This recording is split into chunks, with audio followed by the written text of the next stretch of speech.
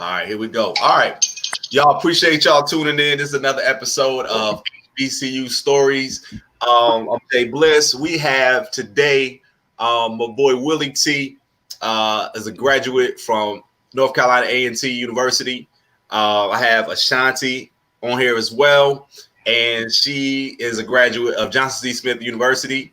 And I have my cousin Asia on here as well, and she went to Bethune-Cookman, graduate from Bethune-Cookman University.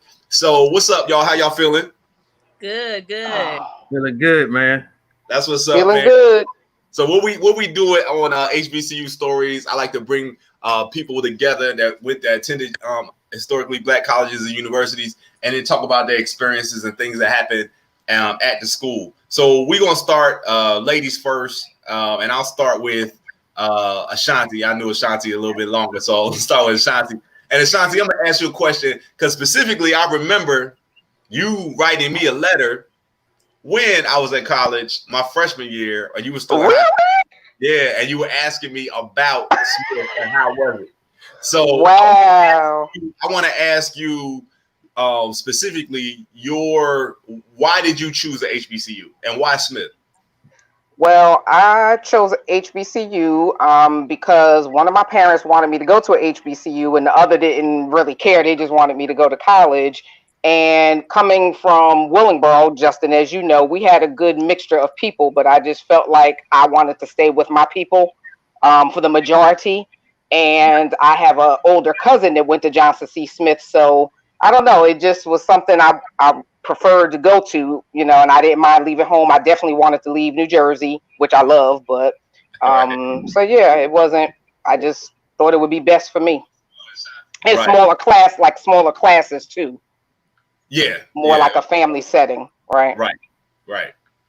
So, all right. So what was the circumstances behind it? Did you apply to other schools, or was it just Smith, or was it other HBCUs? I applied to other schools, and when I got to A&T, I didn't like it. Excuse me, Willie. I'm sorry. One bit. I did not like the fact that the residential community was in the middle of the campus or somewhere within the campus. Excuse me. And I didn't get accepted there anyway because I didn't have good SAT scores, but my grades were good, so I couldn't get in there. But when I got to Smith, I just knew I like organization for us as a people. They were organized. They knew I was coming. A&T didn't know I was coming. I had an appointment.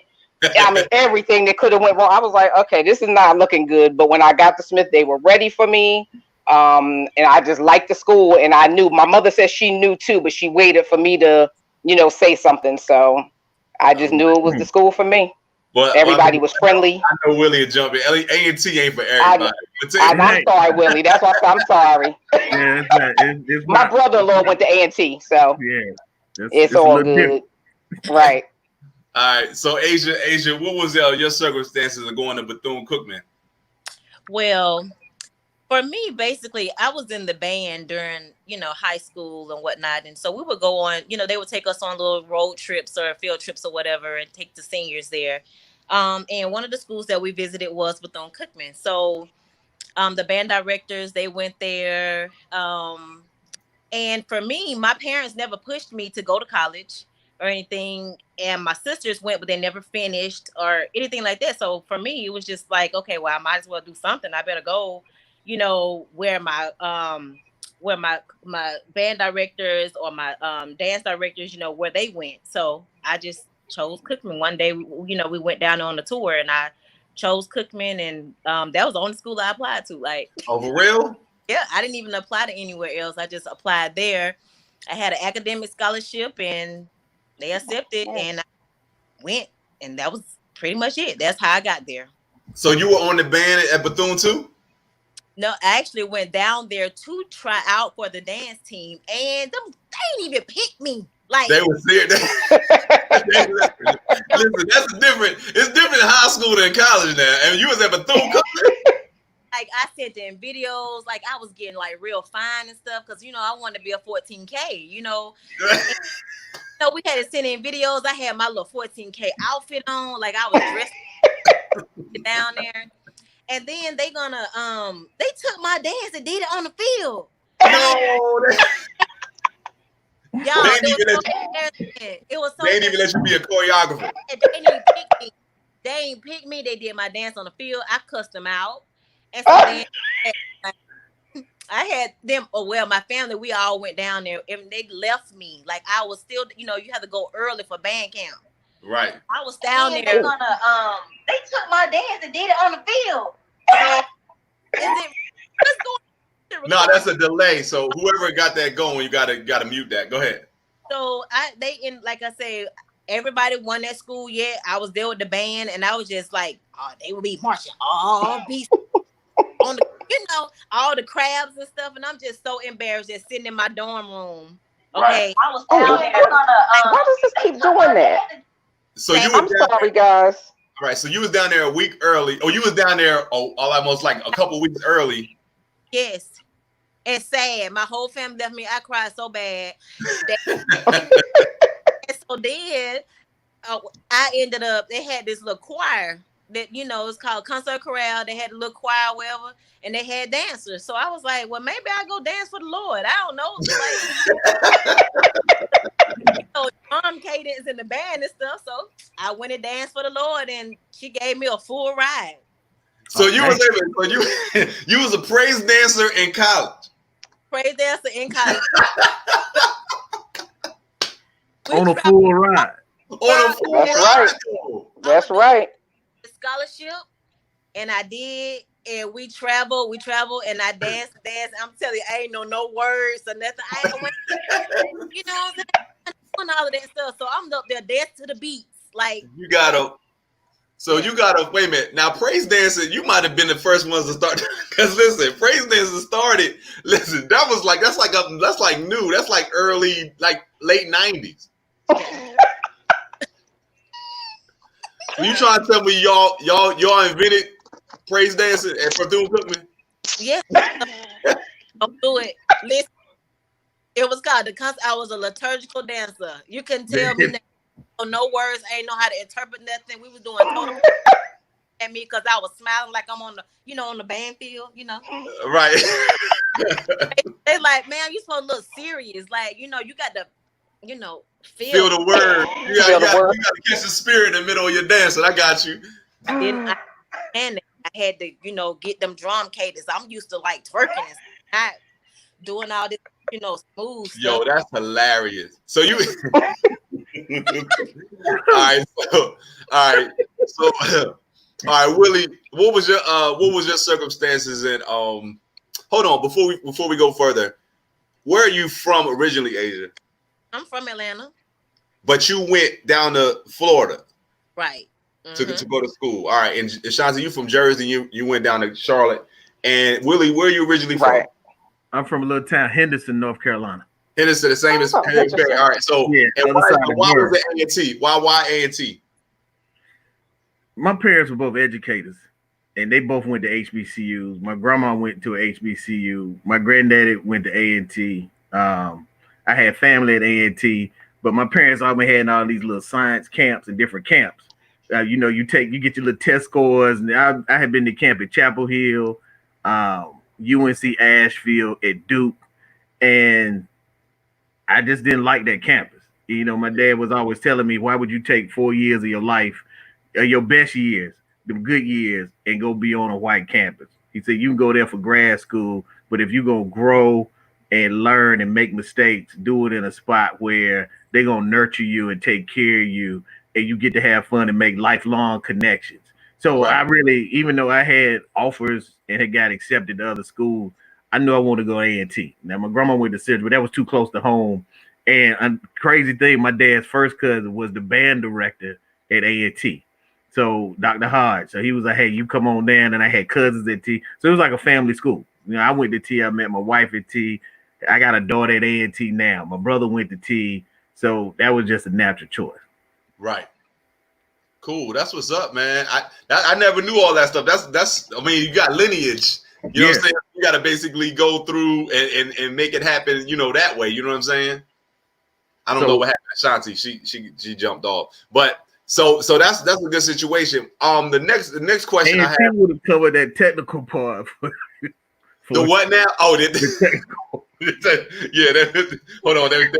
Hold on, there we go. All right, we're good. All right, you listen, Shanti, you get the Teddy Riley Award. You do I see, and I never have these issues ever, never, ever, ever. All right, we got you back. All right, so we're going into the next question. Next question, we're gonna start with Ashanti. Is what was your first impression when you got on campus? I loved it. I absolutely loved it. I don't remember because no, that was over the summertime. You went I to know summer we got orientation too? yeah, summer orientation. I did go down for that with my mom because it was my mom and my dad, but he had to stay home with my brother. But summer orientation was really, really good. I met a lot of people because I was an extrovert, so I got to meet a lot of people immediately. And then when we went back to drop me off, I was in Sanders Hall, and I remember my dad like, I know some of these dudes better come help with some of this stuff. I said, Dad, they got their own stuff to move it. I know they better come help out. Right. But yeah, it was just an all around good experience. And then when they went to leave, I was shocked because I'm kind of sensitive, but not really. But when my dad hugged me, I don't know, I just started crying. But then that was over in 2 seconds. So they were back on the road to Jersey, and I was good to go. Right. But it was just it was all love. It was great. So what about you, Asia? What was your first impression when you got dropped off on campus? I was really like, okay, first I was happy, but like I say, when I didn't make the dance team, I was devastated. I really I went down there with one of my friends from the dance team from high school, and she left me by myself. I ain't have nobody. I cried. My whole family left me. It was just real. It was sad. I was sad. I was in the wrong dorm. I was supposed to be in the honors dorm. They put me in the worst dorm. Oh no! I had to wait until school opened to be accepted in my room. So it was devastating. I really hated it, but I was like, you know what? I'm just gonna, make do and just stay or whatever. And I mean, it turned out great for me. It was really the best thing. I became a woman. I grew up real fast because I was by myself. So So did you know anybody there when you first got there? No. Nobody. You down there did not see it. I was the same way. I didn't know anybody. Nobody from my high school was there till the year after. When Shanti, you got there, and Arlene and Lenny and all of those guys got here. That was I didn't know anybody. So all right, that's what's up. And Willie, you kind of probably had a background already. You had probably been on campus a couple times. Man, we have been to Aggie Fest. We was in high school. I was in high school. You go to Greensboro, buy some beer. It was crazy, man. When my parents dropped me off. I drove up. They followed me up, and I was like, "When are y'all leaving? Can y'all please go home? What are you doing?" I mean, the yard was packed. It was hot. Everybody had been there. Freshman orientation. The upper class was coming in. You had all this stuff. I'm like, "Can y'all please just go home?" Because I grew up with two educators as parents. Everybody knew my mom and dad. I'm here now. It's about 7,000, 8,000 black folks. Don't nobody know you. You like, man, let's go. I was going to school. I'm like, man, I'm here to find a wife, get a degree, and pledge. I'm trying. I got 4-5 years knock off these 3 things right here. I'm like, leave. I got my car keys. I'm ready to go. And then one of my best friends was my roommate. So Perry was on. So we were roommates. So our freshman year, we were roommates. So we was ready to go, man. That's deep. I remember getting dropped off. I remember money in my pocket. I remember my mom saying, she was like, "You gonna be all right?" She was giving me one of them eyes, like, "You gonna be okay?" We 8 hours away from home, and I looked at her dead in her face, was like, "Mom, I don't think I'm gonna like it here." I said, "I think we should just pack everything up and go." She was like, "For real?" I was like, "Hell no!" I was like, "Mom, get out of here!" You know what I'm saying? I was like, I said, "It's 13-1." I said, I'm trying to holler at something real quick.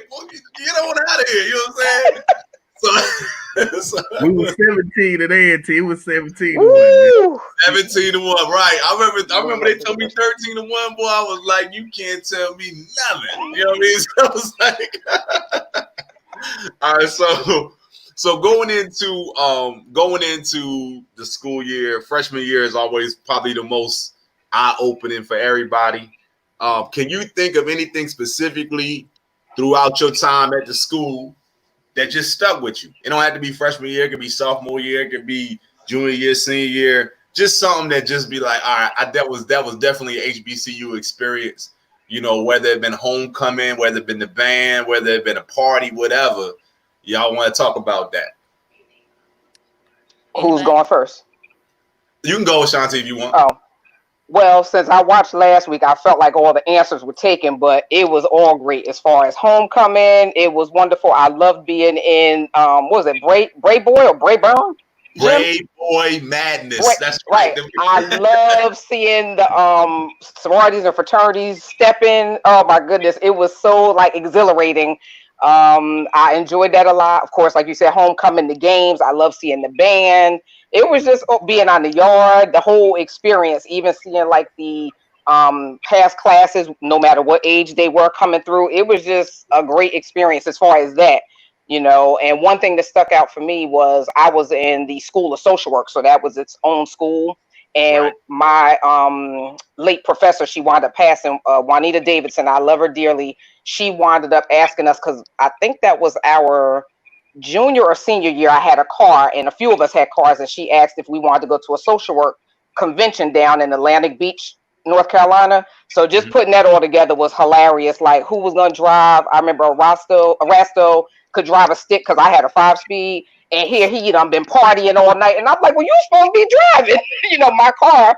I'm like, what in the world? So it was just, all of it was just a great experience. But that was really, really fun to be with your actual class, at this convention, and just seeing, okay, this is what we're going to be doing. So it's just a lot of experiences that were great, for me. The social work school was fairly new when we were at school. Like they had just started developing that whole program for Oh, social. really? Yeah, because I remember because the education program was 5 years, and then social work was a whole nother element. Because I know Petty went through that as well, the social work. Okay, right. Uh, Yeah, and that 3 years. might be part of the problem. I didn't know it was new because it caused some issues. No, it caused some issues after graduation, and because I did not know, and that was my ignorance. I thought because the college was accredited that the program was accredited. It wasn't. All right. So we could not become certified social workers. You couldn't complete 5 year like master's programs because you didn't have the accreditation. So now they have all of that. What did you have to do? You couldn't do anything. You would have to go for your actual master's and just go straight through like the regular. You couldn't go on the 5 year plan where you would just keep going through. So it really caused the issue. Like, I remember sending my money into the board of social. They were like, the lady was like, no, I told you couldn't, and sent me my money back. She's like, I should have kept it. But so now they have all that, in place. But now you just taught me something. I didn't know that it was a new program. It was fairly new when we first Right. got there. I know that. Right. So now it's all together. So, but you can't be grandfathered in. So that's the only other down, side. But when I picked my major based off what had the least amount of math. well, I actually had to leave school. I had to leave because I couldn't pick a major. So I had to leave, and I went home and went to Burlington County College for a semester. Right. And then I took a career planning class. And you remember Jerry Glover? Yeah. He was like kind of like my best friend in college as far as a male. And he's like, you're going to be a social worker. I said, you must be out of your mind for that little bit of money that they get paid. And what did I wind up becoming? $14,000+ later for an extra year. Oh, I was hot. So, Asia, what sticks out to you in school or a story or something like that happened? Definitely homecomings. All of the little freshman parties that we had. To try to get like the freshmen, just welcome them, welcome parties, and everything. We used to have this club called Flavors, and it used to be off the chain. We always have like parties on the beach. But like I say, homecoming really stuck out because everybody, would just come down. You know how homecomings are. Yeah. We would always have this thing called Goombay, where all of the different ethnicities would come out and they would cook and sell stuff, and it just be like the whole block. So, like we had a lot of fun with that. As a little freshman crab, they used to haze us, and We used to have like in calf, y'all. It was so embarrassing. Go in the calf, and I'm not a singer. Like I don't know how to sing like that. So I can blend in with people, but I don't really know how to sing. So I had to stand up in front of the calf, in front of everybody, and sing a song, and it had to be a church song. Yeah, It had and to be what? I was singing real hard too. Like like my nostrils was flaring and stuff. Like, and they laughed at me, so they were like, "Boo!" Like they booed me and made me sit down. Wait a minute. Who made you sing? First of all, second of all, why'd you have to do that? Everybody, as a crowd in the concert corral, you had to sing in front of everybody. So I had to do it, and I was so nervous. I was like, "Why do I have to go through this?" But I went through it. That's hilarious. Yeah, it was real embarrassing. Like I say, I thought I was getting it. My nostrils was all out. Like So wait a minute. So when you when you were upperclassmen, did you make the freshmen do the same thing?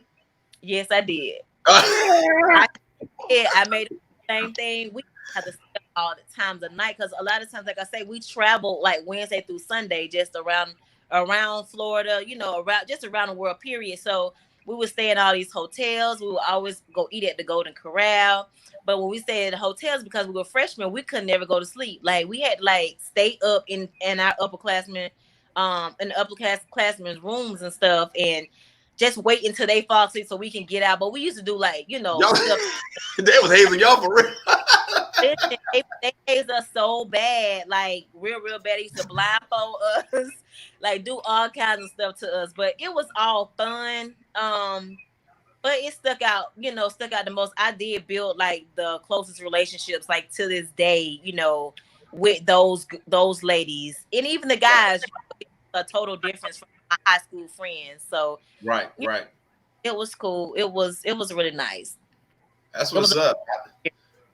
That's what's up. So I mean, when you said the beach, that just blew my mind because I had a ball by myself just being on the yard. But the fact that y'all stayed in Florida by the beach and was in college, I would have failed out. I would have flunked out maybe the first semester. I'd have been like, I'm out. The thing is, like we would have the parties on the beach, but you didn't really go to the beach that much. But but when they would have something, you definitely was there. I mean, now beachside is like totally different now because they've upgraded it so much. But back in 2000, it wasn't like it is now, where you can actually go down there and have a good time on the beach. But we, that's why we would have the parties and stuff like that. But the yard was, that's where it was at. Like, right. Quad was it. Like that's where it was. So, Who was y'all rival? FAMU. Them Rattlers. I know them games was crazy. All right. that's definitely crazy. Yes. Like one time I took Cole, I went to homecoming classic. And I took Cole to classic with me. It's the first time we started dating. Right. I went at the last minute. I said, "Hey, we finna go out of town." He's like, "What?" I said, "Yeah, you finna come out of town. You're gonna take out work. We're gonna go out of town, and it's just gonna be me and you." So we went. I ain't had no hotel room, nothing. I ain't booked nothing to everything till we got there. Everything was sold out. We stayed in the worst hotel ever, but we had such a good time. Like, and so when I got my tickets, I sat on FAMU side, and my God, he was like, "Yeah, you don't want to do that." I'm talking so much trash. That's a no. Yeah. God dang. I was straight up wild, and he was like, "Man, like he got to tell you the story." But yeah, I had him on his toes that day. He was like, "You know what? I ain't never going off the chain." That's hilarious. So Willie, let me hear from you, man. Story or stories at A&T. And like I said, I mean, I already know half the stuff. Like we got a different mindset when it comes to dudes on the yard, because we got dumb stories and then we got stories that just make you a better man. So like you can tell me whatever. Honestly, A&T was like a reality TV show that we were living in at the time. Right. Because you had all these black people there.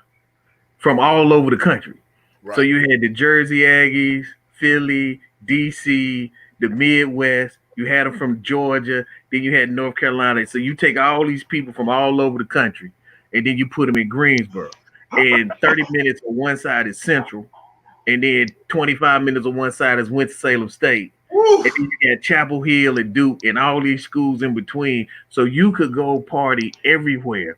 The Right. yard was big, but then you had to do your work. And Muggs, you would see them same jokers that you would party with. You would then be in class with. They were like, don't get sent home because you will fuck out. Muggs be like, we going to a 2 to 6. I never heard of a 2 to 6. We used to go to the Turtle Lounge and you from 2 a.m. to 6 a.m. you partying. And then you trying to struggle to get your work done. And then you saw these people who failed out. Like the school just ate them up and spit them out. And like, what happened? You know, dudes felling out. Everybody want to start selling drugs, trying to make that money. You spending all your refund checks. People getting pregnant. You like, what happened? This shit was a soap opera. You had the Greeks. You had the athletes. You had then you had the Lokes. So you know, mothers would fight with the Lokes that would come. Right. But it was the best experience ever. It was well, always if you survived all that, it's like like school was secondary. It's like we're like, all you gotta do is go to class. You just gotta go to class and do your work. But it was some odd way that you might not make it. You're trying to figure out why am I not in class right now? But it's a sunny. You talk about sundresses now, man. Where them little shorts come from? I'm like, does your mama know what you got on? Where your clothes? Where your dad in your life? You understand what I'm saying? Like I'm gonna be honest with you. There was an ongoing joke that I used to tell in the barbershop when I first moved to Charlotte. Well, when I moved back to Charlotte, was I knew more people that went to A&T than graduated from A&T. It was to be like this. Almost like, hey, A&T will make you, because I started off in engineering. I went in because I tell you, I had a cousin. He was band director. So I went in. They had School of Technology. And I was like, oh, I'm gonna go to School of Technology. He was like, nah, don't be in technology. Be in engineering. Go over there to McNair Hall. I'm like, nah, I'm gonna do this. He's like, no, man, you got to man up. You got to such and such. Okay, so I went over there. I had no business over there in school. And as a man, I had to accept that fact. They took all them classes that I was taking over in the School of Technology. Like, going back over there where you belong. Hey, man, you got to stand up for yourself. You know where you're supposed to be. No, that's not for you. Go back up. You got to stay in your lane. Hey, I saw many people got chewed up because you couldn't stay in your lane. Listen, man, I stepped in class. I stepped in. Was it calculus? I think it was calculus. First day in college, man. I'm walking into calculus class, and you know you had your syllabus. So we already went through the first 3 chapters. They said go through the first 3 chapters before you even come to class, right? Man, we walk up in class. I think I got a good grasp of what was going on. You know what I'm saying? I studied well, right? We get in class. He's like, any questions from chapters 1 through 3? Nobody said nothing. Nobody raised their hand. Everybody was intimidated. He said, all right, on to chapter 4. I was like, yo. I was like, time out. So wait. We come back on Wednesday. Now everybody got questions, right? Somebody raised their hand. I raised my hand, and I was like, I just want to know how you guys see, right? He said, that's algebra. Next question. I was like, I'm out. I was like, I can't even figure out how you got this. He talking about that's algebra. Next question. No. That's the same way my I had pre-calculus or calculus or whatever in high school, and then so when I got to college, I was like, oh, I'm about to do this thing, man. Right. It was something. I was a nursing major. I quickly got a D. Right. And I ain't know nothing about dropping no courses or nothing. So that D rolled me. That GPA would not go up. But I was like, oh, I got to be a business major. I need something else because I can't do this. I need something that's not going to require me to have that type of math. I got into algebra 1 and 2 and aced it. But and that man, he was like, he was a little, funny. And he was just like, you know, we're not gonna teach it like that. You should know what you're doing when you get here. Like he was a mess. So Right. that made it even worse. And I was like, you know what? I'm gonna go ahead and just change my major because I'm gonna fail college. It's always an upperclassman that'll tell you how to drop a class. They be like, drop it. You got to drop it before this date. Like they knew the dates and everything. You got to drop it before this date, and it won't count against you. You know what I'm saying? It's like, right. I didn't even know. I sat there and struggled that whole time. That D would not. I was like, man, I can't pledge. I can't do nothing. Like it was horrible. But I know now. I know. Tell my children to drop that. Tell your children, right? You got to pass it along with information. Yes. So Willie, when you realized that you was outside of your lane and you ended up going back to where you belong, like did it turn out better for you? Oh, it turned out wonderful. Okay. Turned out wonderful. And I'm gonna tell you the crazy part. My daddy helped me. My daddy and my professors helped me get back in my lane. And this is a crazy story, but my dad called my professors, and I was struggling and I wasn't giving him my grades, so he called like, "Yo, what I need to see my son's grade." They're like, "Well, he's 18 and he's a student, so we don't have permission. We don't have permission to give you his grade." I'm like, "Okay," but see, I ain't know all that. So my dad called and said, "Hey, I'm gonna come up to Greensboro to come see you on Thursday." I'm like, okay, cool. He came up on Thursday. He's like, boy, what time you coming? He's like, I'll be there about 8 o'clock in the morning. I'm like, why? He said, oh, because we're going to go see your professors. I'm like, whoa. So my dad set up office visits with my professors. So, dude, I felt like I was in high school waiting in the hallway. I'm in the business department. I'm waiting in the hallway with my dad going to see my professor. And they're like, yeah, here's his attendance. Here his grades.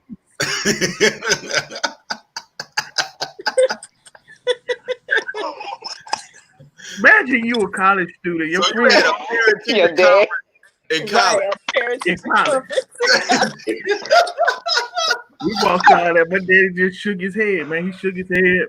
He's like, all the teachers like, yo, he can get this together. You know, he right now he can get it. And we was getting ready to go to Freaknik. They like he can get this together.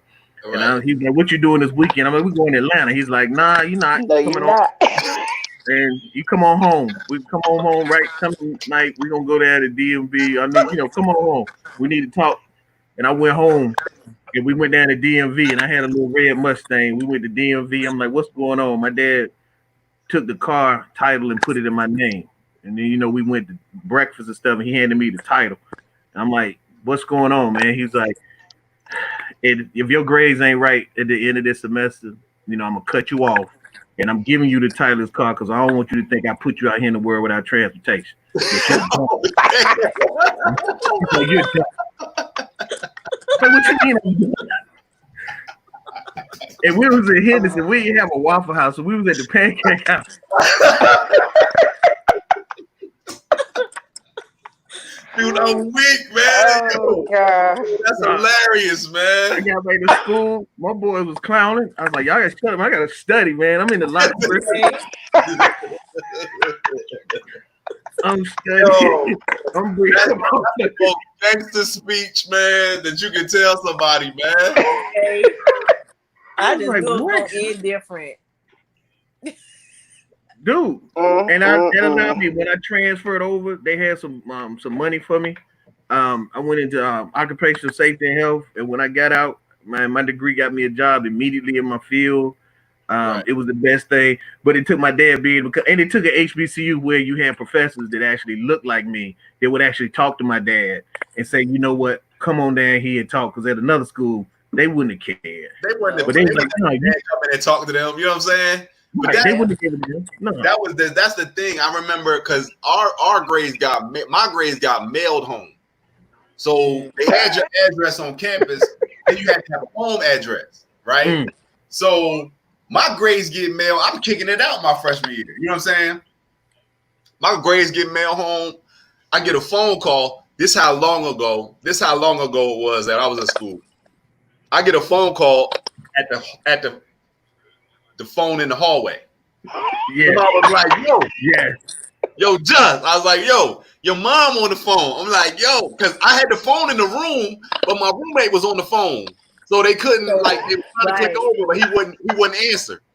So she called the payphone in the hallway. That's how long ago that was, Asia. Oh my gosh. I go down there, I'm on the payphone. I'm like, hello. She said, this is what she said. She said, I should kick you in your ass. I said, what? What's going on? I said, what happened? She was like, these grades came here. I'm like, I was like, Mom, I'm doing good. What you talking about? She's like, yeah, I know. She's like, all A's. Right? Yeah. I was like, yeah. She was like, why you ain't do that in high school? I'm like, well, I said, the high school was free. I said, you paying way too much money for me not to do my work. You know what I'm saying? Like, I was like, she was ticked off, man. But you know, after my freshman year, they gave me a little money for academics, so I was able to kind of give back or whatever, get a little money back for her. But I remember, man, she was so mad. She's like, all this stuff we going through right now, all because you just didn't do this in high school. I'm like, well, I wouldn't have been at Smith if it wasn't for my lackadaisical attitude in high school. You know what I'm saying? oh gosh. That's what it boiled down to. You know what I'm saying? So I mean, it was all good. I think ultimately, HBCUs help mold us into who we are. I think that if I had not gone to HBCU, I would not be where I am today. I feel like it taught me to be a better man, because not only they kind of coddle you in the beginning, but they also kind of push you off like, yo, go do your thing. Like, I'm not going to show you how to do all of this. I'm going to show you what you're doing wrong. But after that, I'm leaving you alone. I'm going to let you handle it on your own. Like that professor said, that was algebra. Next question. Right. I had to make a decision at that point. It's a message in that. Just that right there. Right. He's like, yo, I don't know what you think this is, but you know what I mean? It's like we not doing that. You know, like the freshmen, like when you see freshmen and you got to tell them that freshman year, don't raise your hand and ask to go to the bathroom. This ain't high school. Right. Get your ass up and go to the bathroom. You know what I'm saying? And bring your hand back to class. You know what I'm saying? And that's like that's the part that, you know, like which one, a hall pass or something? You know what I mean? The freshmen when they come in, you know what I'm saying? I'm gonna tell you something that it helped me with, honestly, the HBCU was networking. Right. And I'll say this, you know, because that's our space. So at HBCU, that's our space. And then you realize it is about connection. And you know, as you move forward and you go from a freshman and then you matriculate up and now you're an upperclassman and you might be struggling, but you know, you can go to a professor and talk and somebody can vouch for you and you can get the help that you need. Or you got your homeboy who might have pledged you and you struggling and you go in and realize that, damn, you the lab assistant. He's like, yeah, no, I put the test out here. Like, what? Why are you struggling? You know, it said little stuff that you start to realize. I started to see really and truly how white people do it.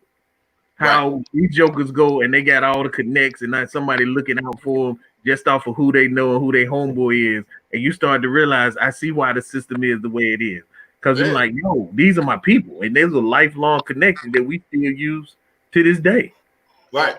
I would get asked a lot when I was married. You know, my wife, she went to a predominantly white school and she used to ask, why are you still friends with all these people? And I go, because that's my family. Like, that's where, you know, I grew up with them. They helped me mold me to be an adult. They grew up with me. Right. And I said, but you ain't asked that question when we had floor seats at the basketball game. She's like, well, how'd you get that? I was like, that was from a connection that from somebody I went to school with. And I was like, she was like, you didn't pay for them. I'm like, I didn't pay for them. They were just like, yo, here's some tickets.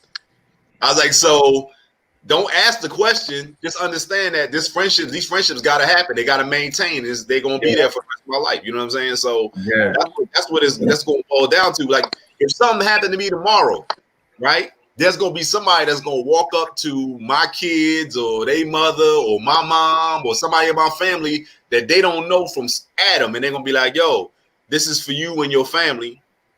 And they're going to be like, well, who are you? Like, I'm a friend. And that's what it's going to be. You know what I mean? So that's just what it is. That's what it is. That's what it's always been. Right. Yeah. So any other stories, any other things that rattled y'all brain or y'all memory banks? Well, I had a funny story. One time I'm sitting there, you know, you looking I'm sitting on the yard and I'm like, wow, that sure looked like my sweatsuit. I know I ain't seen nobody with that sweatsuit on before in that color. My roommate. I said, I know she ain't been in my closet. And I took my clothes. I had to pull it to the side. I said, now, if it's something you want to borrow, you can borrow it. Just ask me first. But I'm like this bubble gum pink, like shiny, swishy shoe. I know that's my sweatsuit. Yo, was that freshman year? That was freshman year. No, sophomore year. I believe it was my sophomore year, or either my sophomore year or my second semester of my freshman year. And I'm like, what in the world? I kept looking. You know, and the crazy thing is, you can't really do that at an HBCU because everybody know everybody, right? So, like a big high school. Yeah, it's so funny because you can get something new. You can wear something new if you want to, but somebody gonna call you out. Somebody gonna be like, "Yo, don't act like you can't speak because you got that new shirt on." New shirt.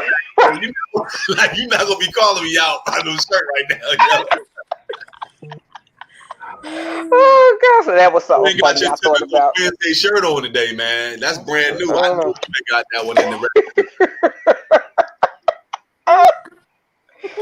Oh gosh. Like I say, back in that day, back in the college days, I mean, it was a struggle. I mean, I remember cats not knowing how to wash clothes. Oh Cats wow. in the laundry room and like, what you doing? I'm like, dude, you don't know how to separate your colors from your whites. Like, you can't put all that in the same washing machine. They be like, yeah, watch me. I'd be like, all right, now watch your t-shirts be pink.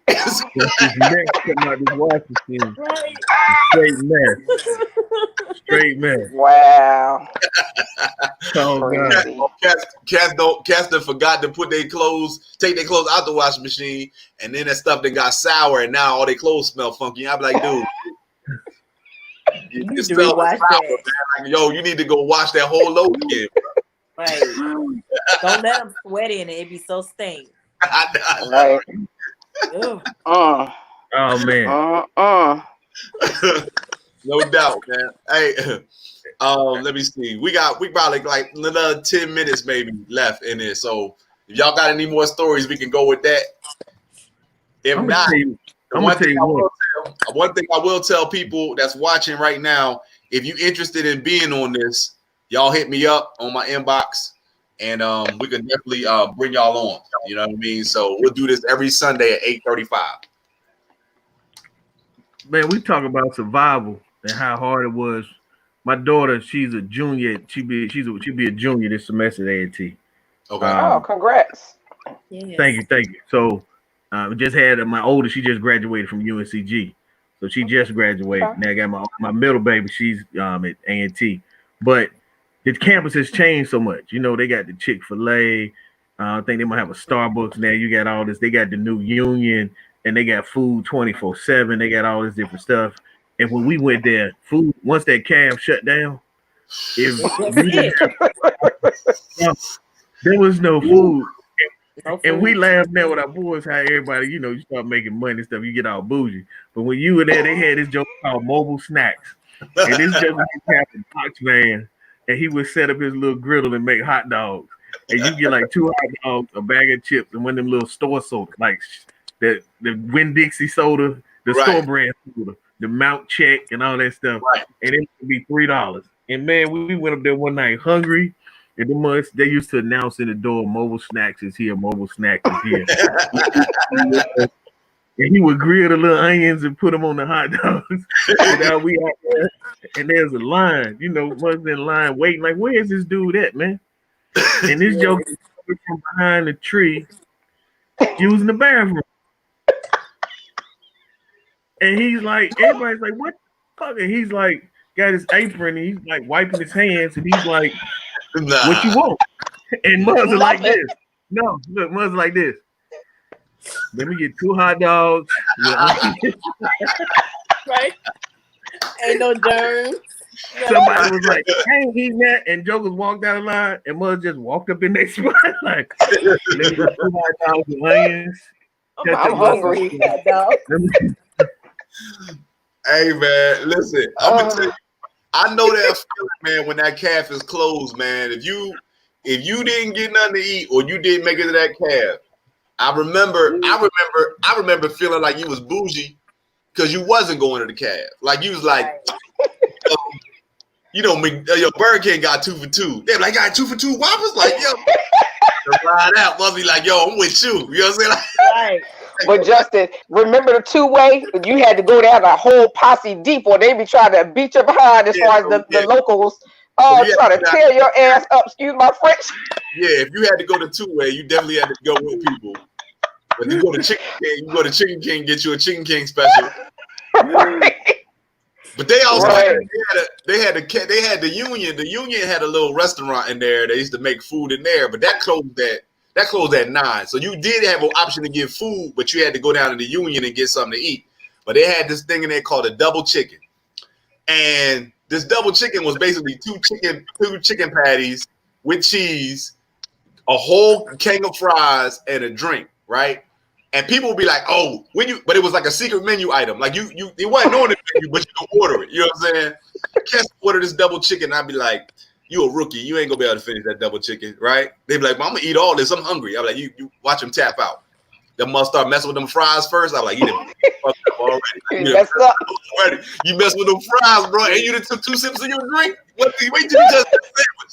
They must take a bite of that sandwich and be like, man, that's a lot of chicken." I'm like, "I know it's a lot of chicken." I was like, "I'm gonna sit here and watch you fall. I'm gonna watch you give up on this sandwich." Oh God. Those were the, but yeah, I get you on the not having food. I sold popcorn and candy in my room my freshman year for $1. Oh wow! When that cab closed and I had them bags of popcorn for $1, I'd make a killing. I bet. We had this place called Bethune Grill, and they had all they sold was chicken and fries. That's it. And you got a little piece of bread. And it was just the best chicken wings and fries. Like it was, and they had this special sauce. And we ate that all the time. And when we go down to homecoming now, it'd be a line. Like you be waiting. And now they got a little food truck and everything. And it was so nasty in there. Oh my God. Here's the crazy thing. I heard a comedian say he went to college for 4 years and he don't remember drinking water at any time when he was in college. And I was like, he might be right because I don't think I drank college. Me neither. Now you got to get cases of water for the kids. Yeah, I don't remember water. I don't remember it either. It was water in that beer. Look, I do not remember drinking water at all. Like when I wait, Willie, did you say water in the beer? Yeah, it was water in the beer. They had water there. It won't get part. Everybody had plenty of water. I can't remember bottled water. We didn't have water. So you know in the cab you had the little fountain drink joint, right? And they had the water on there, but I don't think nobody ever drank water, man. I don't think nobody drank water, man. Right. Nah. See, I don't have kids, but my goddaughter's in college at Montclair State, and we had to take. She's like, "Can you bring me some water? 3 cases of water." And it was like, "Can you go get the bin to get it?" But you're right. I don't ever remember having no bottled water. Me neither. That's crazy. I had them noodles. I used to eat noodles all the time. Noodles. Yeah. In the microwave. Oh gosh. In the microwave. In the microwave. In that little Tupperware. Lord have mercy. I use the water for that, but that Florida water be stank though. We used to have to we be all dressed up cute and everything, come home or going to the club, and the sprinklers come on every night at about 10 o'clock. And they stink so bad. You don't never know, when they gonna come spraying out at. And they spray out so hard and it just smell like fart. Like it just stinks so bad. And you be running, trying to run with heels and junk on. That was hard. That was horrible. We had to drive across the yard because they closed the gates to get to your dorm room. You had to drive across the yard real fast. Right. But that Florida water stank. That is hilarious. That's hilarious. Yo, I appreciate all of y'all being on HBCU Stories, man. If y'all ever feel like y'all want to jump on again, y'all hit me up on my inbox. Willie T representing North Carolina A&T, Ashanti representing Johnson C. Smith University, and Asia representing Bethune-Cookman. Y'all was great on this one, man. And I'm gonna hit y'all up another time, man. Yo, appreciate y'all tuning in. All right. Thank Don't keep you. having them jokes about me being Teddy Riley either. I don't know what happened to my. Well, it was you get the award. Somebody got to get the award every week, so you got to get. I'm like, dang, what happened? Nice to meet you all. Stay safe, everyone. Nice to meet you. All Y'all be right. safe. Take care. Okay. All right. Bye bye.